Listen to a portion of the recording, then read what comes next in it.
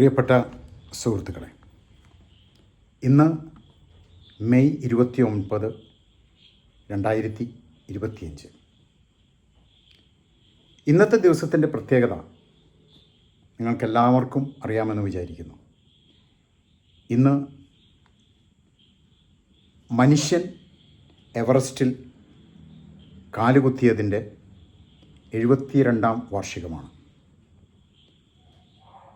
India, China, Pakistan, Nepal, Bhutan, Afghanistan എന്നീ 6 രാജ്യങ്ങളിലായി നിരന്നു കിടക്കുന്ന ലോകത്തിലെ തന്നെ ഏറ്റവും വലിയ മലനിരകളാണ് ഹിമാലയ മലനിരകൾ.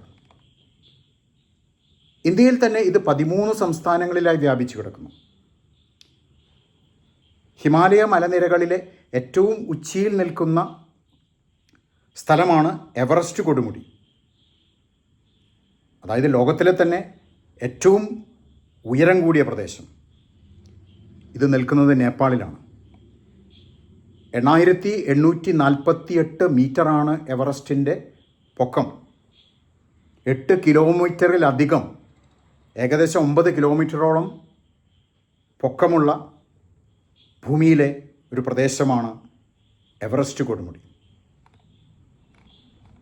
കഴിഞ്ഞ നൂറ്റാണ്ടിൽ എവറസ്റ്റിൽ കാലുകുത്തുക എന്നത് തങ്ങളുടെ ജീവിതാഭിലാഷമായി കൊണ്ടു നടന്ന ധാരാളം സാഹസികർ, അതിസാഹസികർ എന്ന് തന്നെ നമുക്ക് പറയാം, ഉണ്ടായിരുന്നു. അങ്ങനെയുള്ളവർ ഇന്നുമുണ്ട്. പലരും ഇന്നും എവറസ്റ്റ് കൊടുമുടി കീഴടക്കാൻ ശ്രമിച്ചുകൊണ്ടിരിക്കുന്നു. പലരും ആ ഉദ്യമത്തിൽ മരണപ്പെട്ടിട്ടുണ്ട്. നമുക്കെല്ലാവർക്കും അറിയാവുന്നതുപോലെ എവറസ്റ്റ് കൊടുമുടിയിൽ ആദ്യമായി കാലുകുത്തിയത് എഡ്മണ്ട് ഹിലരിയും ഷെർപ്പ ടെൻസിംഗ് നോർഗയുമാണ്.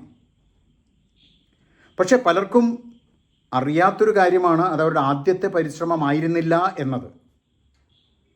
ചുരുങ്ങിയ പക്ഷേ എനിക്കെങ്കിലും അറിയില്ല, ഞാൻ പിന്നീടാണ് മനസ്സിലാക്കിയത് അവർ ആദ്യത്തെ പരിശ്രമത്തിലല്ല അവർ എവറസ്റ്റ് കീഴടക്കിയത് എന്നത്.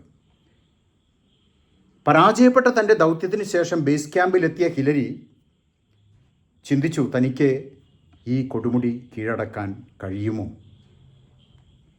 എന്നാൽ കൂടുതൽ ആത്മവിശ്വാസം നേടിക്കൊണ്ട് അദ്ദേഹം തൻ്റെ ടെൻറ്റിന് പുറത്തേക്ക് ഇറങ്ങി.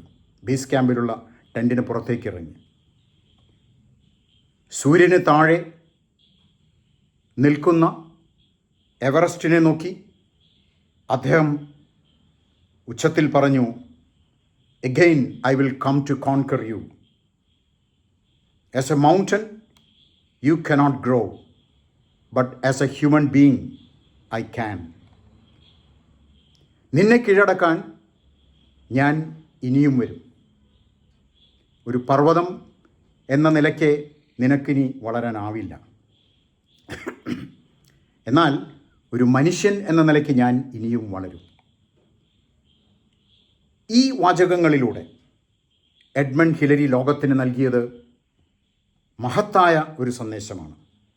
ഓരോ മനുഷ്യനും കൂടുതൽ കൂടുതൽ വളരാൻ കഴിയും. അത് പൊക്കത്തിലും വണ്ണത്തിലുമല്ല, മാനസികവും ബൗദ്ധികവുമായ കഴിവുകളിലൂടെ മനുഷ്യന് കൂടുതൽ വളരാൻ കഴിയും. അതിലൂടെ കൂടുതൽ ആത്മവിശ്വാസം ലഭിക്കും. ഹിമാലയം പോലെ വലിയ വെല്ലുവിളികൾ ഏറ്റെടുത്ത് അതിലെ എവറസ്റ്റുകൾ കീഴടക്കിക്കൊണ്ട് മനുഷ്യൻ വളരും.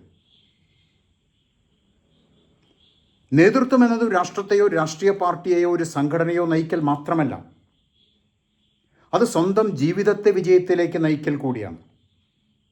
സ്വന്തം ജീവിതത്തെ വിജയിപ്പിക്കാൻ കഴിയാത്ത ഒരാൾക്ക് എങ്ങനെയാണ് ഒരു സംഘടനയോ രാഷ്ട്രത്തെയോ നയിക്കാൻ കഴിയുക? ആദ്യം സ്വന്തം ജീവിതം അച്ചടക്കത്തിൽ ഊന്നിയ ഒരു ചിട്ടപ്പെടുത്തിയ ജീവിതം വേണം.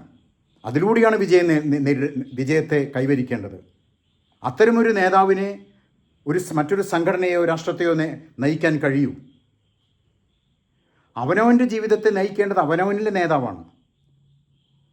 നമ്മളിൽ ഓരോരുത്തരിലും ഒരു മഹാൻ, ഒരു നേതാവ് ഒളിഞ്ഞിരിപ്പുണ്ട്. അതിനെ എത്തിപ്പിടിക്കുക, അതിനെ പുറത്തേക്ക് കൊണ്ടുവരിക, നമ്മൾ അഭിമുഖീകരിക്കുന്ന പ്രശ്നങ്ങളാകുന്ന കൊടുമുടികൾ കീഴടക്കുക. എനിക്ക് കഴിയും എന്ന് സ്വയം ചിന്തിക്കുക, സ്വയം പറയുക. അപ്പോൾ നിങ്ങൾക്ക് കഴിയും. ഇതൊരു ഓട്ടോ സജഷനാണ്. എനിക്ക് കഴിയും, എനിക്ക് കഴിയും എന്ന് പലവട്ടം ആവർത്തിച്ച് പറയുക. അപ്പോൾ നിങ്ങൾക്ക് എന്ത്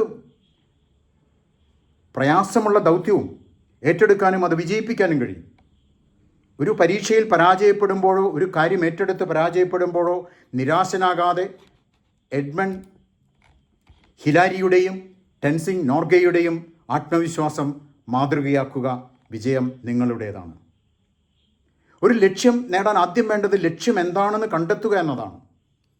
അതിനുശേഷം അതിലേക്കുള്ള വഴികൾ കണ്ടെത്തുക. ഒരു വഴിയും കാണുന്നില്ലെങ്കിൽ സ്വയം വഴിവെട്ടുക.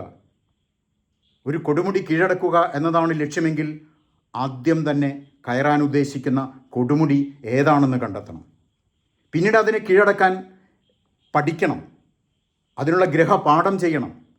പിന്നീട് ആത്മവിശ്വാസത്തോടെ ആ മല കയറണം, കൊടുമുടിയിലെത്തണം. തടസ്സങ്ങളുണ്ടാകും, അവയെ മറികടക്കണം. തടസ്സങ്ങളെ നേരിടാതെ ഒരാളും ഒരു ലക്ഷ്യവും നേടിയിട്ടില്ല, ഒരാളും ഒരു മലയും കയറിയിട്ടില്ല, ഒരാളും ഒരു കൊടുമുടിയും കീഴടക്കിയിട്ടില്ല. If there is a will there is a way എന്ന് ഇംഗ്ലീഷിലും, വേണമെങ്കിൽ ചക്ക വേരിലും കായ്ക്കും എന്ന് മലയാളത്തിലും ചൊല്ലുണ്ടല്ലോ. എല്ലാവർക്കും വിജയത്തിൻ്റെ ആശംസകൾ നേരുന്നു.